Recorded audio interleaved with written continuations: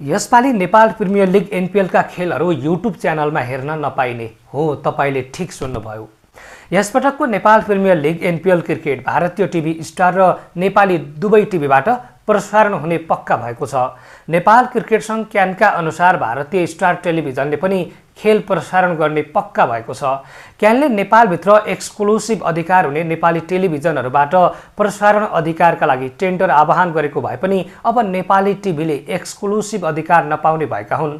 Tender दाखिल गर्ने अन्तिम दिन आज भए पनि त्यसको एक दिन अगाडि मात्रै क्यानले उक्त अधिकार एक्सक्लुसिभ नहुने टुङ्गो गरिसकेको छ।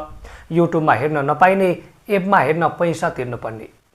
यसैगरी क्यानले मोबाइल एपबाट पनि एनपिएलका सबै खेलहरू हेर्न पाइने गरी प्रसारण अधिकार बिक्री गर्न लागेको छ। ती एपमा दर्शकले पैसा तिरे मात्र खेल हेर्न पाउनेछन्। क्यानले गत वर्ष नेपालभित्र युट्युबबाट पनि खेल प्रसारण गरेको थियो, तर यस वर्ष भने युट्युबमा दर्शकको खेल हेर्न पाउने छैनन्। टिभीको पहुँचमा नहुने देशभित्रका दर्शक र विदेशमा रहेका दर्शकले मोबाइल एपबाटै खेल हेर्नुपर्नेछ। क्यानबाट औपचारिक प्रतिक्रिया भने आउन बाँकी नै छ।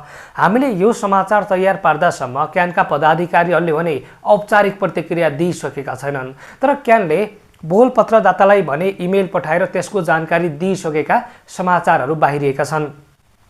क्यानका एक पदाधिकारीले हामीसँग भने यस सम्बन्धी प्राविधिक प्रक्रिया पूरा भएपछि मात्रै औपचारिक जानकारी दिइनेछ। प्रक्रिया पूरा हुन अझै केही घण्टा लाग्न सक्छ। आजै साँझ वा भोलि बिहानसम्म कोर्नुहोस्।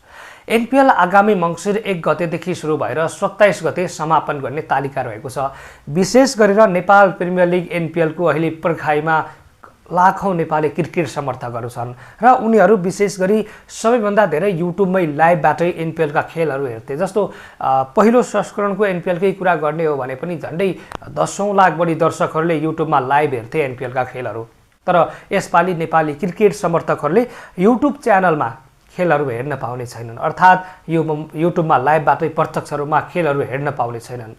अहिले धेरै नेपाली क्रिकेट समर्थकहरूले यो विषयमा विभिन्न प्रतिक्रिया दिइरहेका छन् र क्यानमाथि आक्रोश पनि पोखिरहेका देखिन्छन् कतिपय क्रिकेट समर्थकहरू। यद्यपि अहिलेसम्म क्यानले यो विषयमा जानकारी स्पष्ट पारिसकेको छैन, जानकारी दिइसकेको छैन।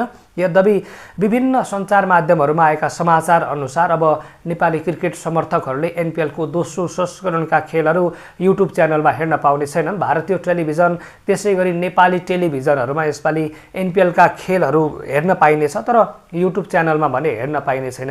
यसपालि अब विदेशी खेलाडी त्यसै गरेर स्वदेशी खेलाडी मिलेर झन्डै टिमहरू सबै तयार भइसकेको अवस्था छ र अब एनपिएल आउन केही दिन मात्रै बाँकी छ। यसको व्यग्र प्रतीक्षामा नेपाली क्रिकेट समर्थकहरू छन्। यसपालि नेपाल प्रिमियर लिग एनपिएलको उपाधि कसले जिल्ला भन्ने पनि निकै चासोको विषय बनिरहेको छ।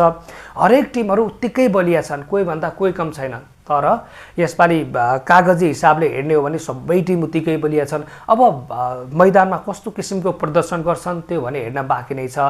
र विशेष गरेर अहिले नेपाली क्रिकेट समर्थकहरू युट्युबमा लाइभ हेर्न नपाइने भन्दै सामाजिक सञ्जालमा दुःख व्यक्त गरिरहेका छन्, दुःख पोखिरहेका छन् र क्यानमाथि पनि एक किसिमको आक्रोश व्यक्त गरिरहेका छन्।